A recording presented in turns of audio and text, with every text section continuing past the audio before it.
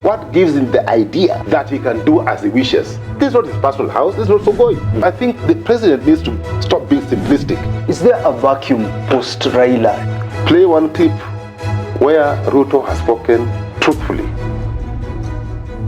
It's Friday, you know, it's Philip Kisia, unscripted conversations to shape the political sphere of this country with political analyst, commentator, now leadership and governance expert, former Nairobi town clerk Philip Kisia. Our conversation for today is about the progress with Raila's Africa Union Commission chairmanship candidature. We want to look at with the developments that have been happening with Somalia bringing someone together with Djibouti. What does this mean for Raila Odinga? President William Ruto, of course, has transversed West Africa, getting support for Raila Odinga. There's also Angola, which the ambassador said that they were going to back Raila for AU's candidacy. Philip Kisia, you're looking through your papers. How are you doing this Good Friday? Jed, I'm fine. Looking forward to end of the week. End of the week, yes, indeed. Yeah. Anything that you've noticed this week captured your eye? Before we get to this conversation, I'd like to ask you that so that in case there's something I've missed or we have missed, you can let us know too. There's something that sounded extremely funny, where my president, when he was again in West Pokot, he talked of the need, to set aside resources for evangelism, because there are some people, I think he mentioned West Pokot and other areas, who have not received the word of God, and therefore there's need to, to provide for resources so that the evangelists can reach there and spread the word of God. And then I remembered that probably he should send the money that the Americans are giving us.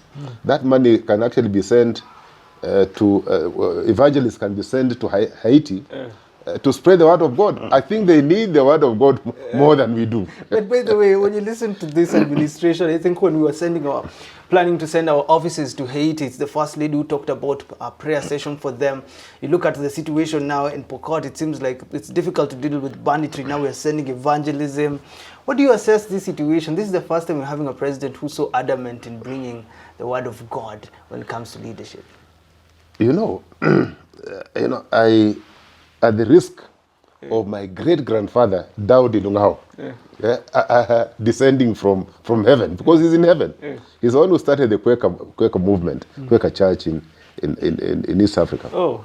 Yeah, in early 1900s. So, you don't want to trade there. It's a very sensitive area that I must trade very carefully. But you see, I think the first family is trying to use the Bible.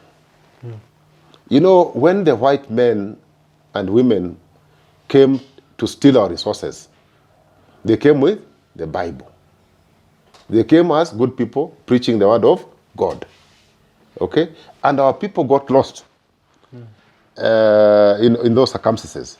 So I see the first family trying to use the Bible and the word of God in vain. God has already been so merciful. He has given you brains. He has given you everything. Why do you want to overload God with more burdens? Yeah? Say, evangelists, This thing, if they're bandits, let's find out why they're bandits. If they're bandits, we have security agencies, let us deal with them. Let's deal with this thing once and for all.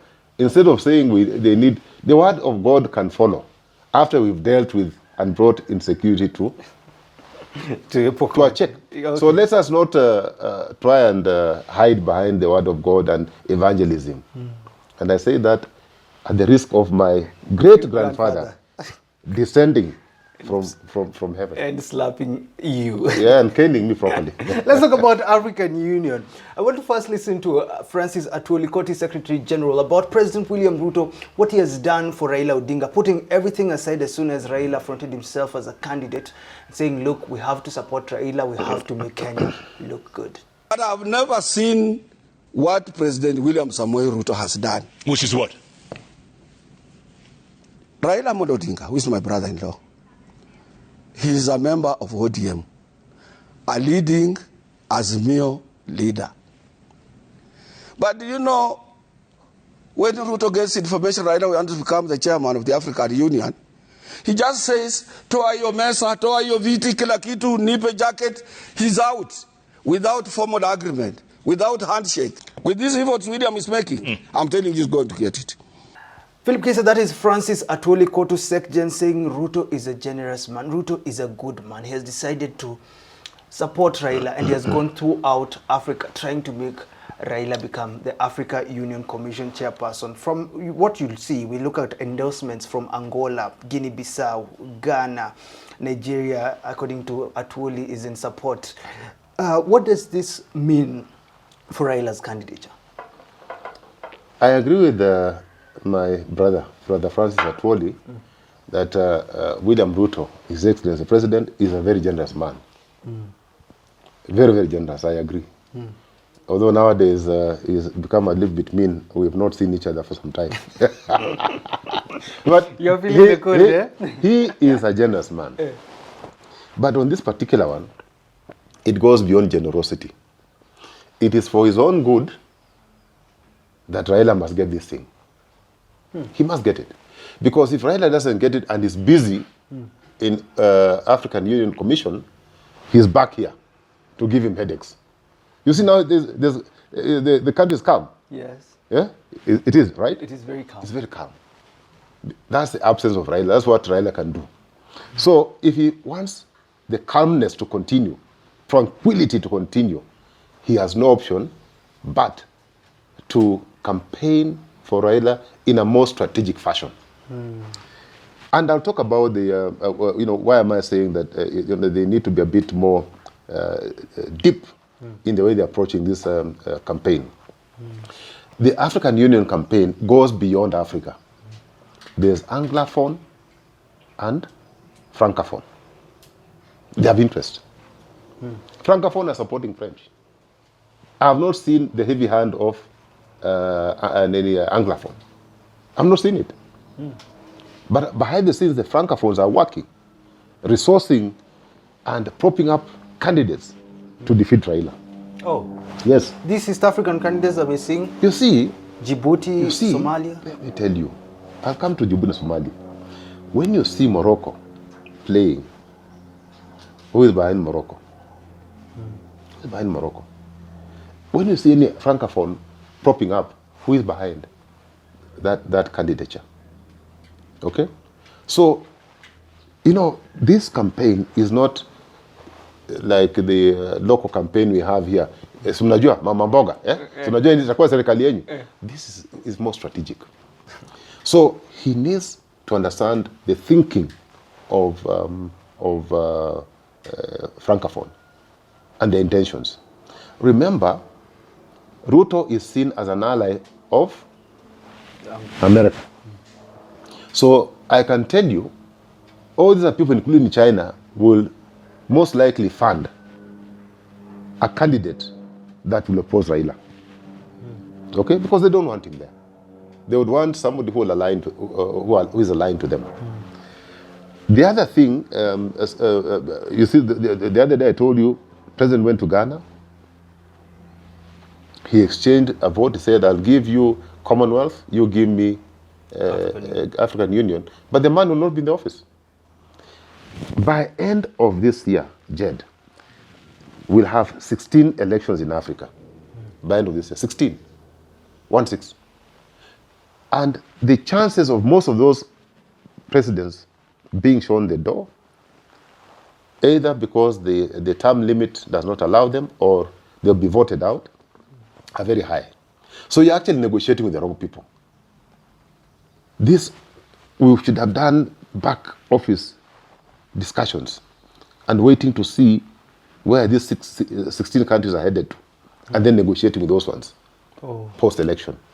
Secondly, even for Raila himself, if you look at Raila's team, you may want to ask yourself, who has experience in diplomacy? Who is respected? Because if you have people, I'm not saying his team as people questionable characters, but if you have people whose character is not acceptable to the host countries, you are likely to fail. I would have imagined that President Ruto And the Prime Minister, Raila, would have invited people with experience, Pan-African experience. People like our own Madam Sabina should be on the team. Not just, joy riders. People have served. Ambassador Thuita, Mwangi, people have served. Ambassador Modaura, people who have experienced in diplomacy. Our neighbor here, Dr. Masanga, he has a wealth of knowledge and experience on diplomacy in Africa. He has connections to over 20 heads of state. Why? And then, finally, these people, if I was to advise Raila, Raila should have a point man in each of those countries. So that when you go there, you understand the issues. That when you go there, you know what to do and what not to do. You cannot rely on the team you are living with in Nairobi to go and lobby. Lobbying is a serious matter. The only thing that I can say, Jed, we have, among the candidates who have been presented, Raila is the best candidate. What qualities does he bring One, to the table? he has a wealth of knowledge and experience on political and economic matters affecting Africa. He is a Pan-Africanist. He has struggled for democracy. Okay, he is one of the fellows who has credentials to face the West and the East. He can do it. But if you bring people who are inexperienced, people will be intimidated by the West and East. Yeah, somebody who will just be there to occupy space, an office. They will not add any value to African Union. And remember, African Union's existence is under threat from so many people questioning.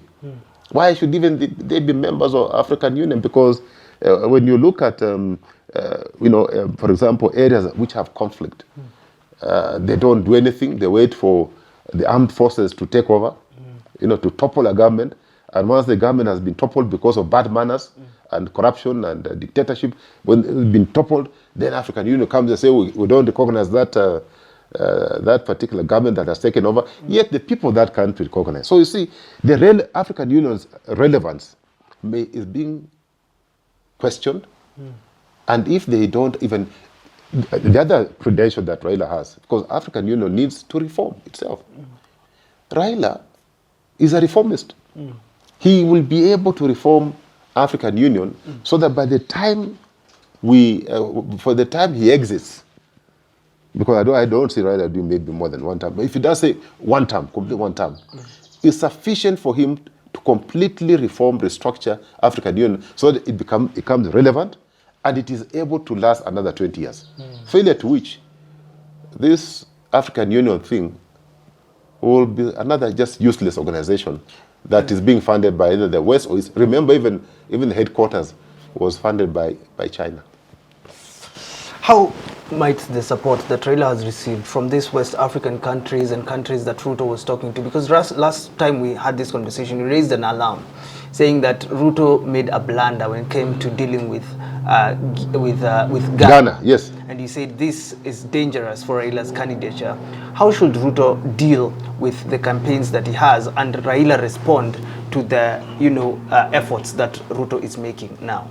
The other day I saw, I think it was, I saw Musalia engaging Algeria. Okay? Engaging. But Algeria and Morocco don't see eye to eye. So even when you go to Morocco and you are shaking hands with Algeria, you gain one vote and you lose another vote. But you must ask yourself, what influence does Algeria have compared to Morocco in their bloc? What type, how much influence, how much weight do they have? Okay? And remember, I think Morocco is supported by the French, I think. Okay? So that's why I'm saying that the approach needs to be a bit more strategic. But the way these people are campaigning is they think they're addressing Mama Mboga and Boda. Say, oh, najua hii serikali itakuwa yenyu, hii serikali itakuwa yenyu. This thing is complex. So let him not pretend that he has the expertise and knowledge to campaign. Let him bring on board people from Kenya and across Kenya who can deliver this seat. What is the impact of now Djibouti and Somalia? We have Fawzia Yusuf from Somalia. We have Foreign Minister Mohamed Ali Yusuf from Djibouti.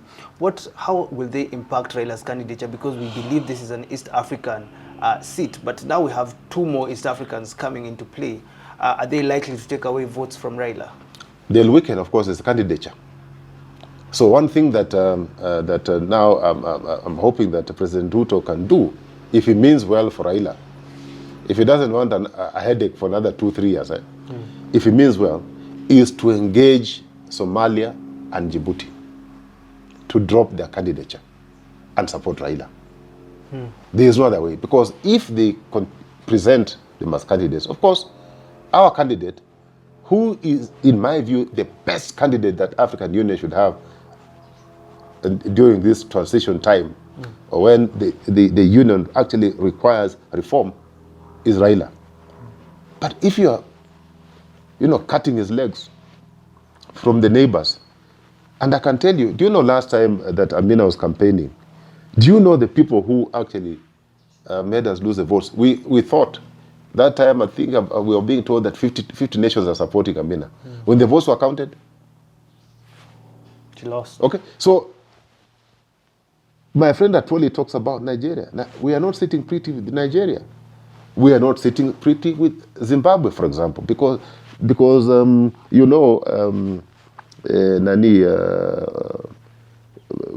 Raila is very close to Changarai. And the Changarai and the current president sit eye to eye. So is Zimbabwe likely to support our candidature?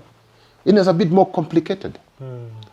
So in such instances, you'd have expected that the person now who would go and engage the president of Zimbabwe, is President Ruto himself. Because there's no point Raila going, because Raila is known to be a friend of Changarai. You get the point? What you're basically saying, and I've just remembered Uhuru over the weekend, I think he was talking about betrayal in politics. But what you're basically saying is that Raila should think about the level of reliance he has with President Ruto. Is this what you're saying? And come up with a strategic team, because this is what we also saw in 2022 election. Azimio putting a lot of trust on Uhuru to help them. How should Raila navigate through this? We have our head of state, and he also has to campaign. It is necessary to have support from your country. It's necessary.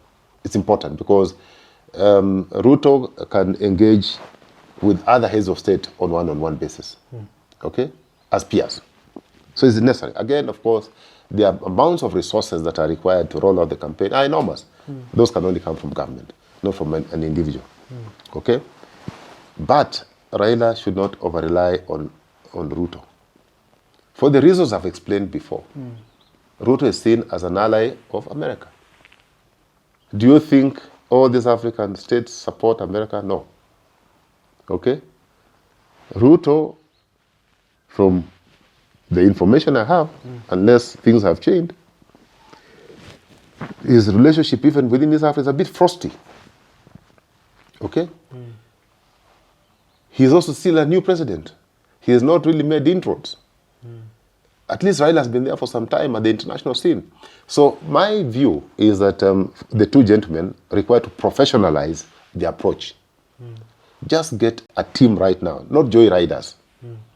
Don't take your tribesmen on the trip. Okay? They add no value to Raila's campaign. On Raila's team, look at each individual critically. What value does that, can that person be counterproductive to your campaign?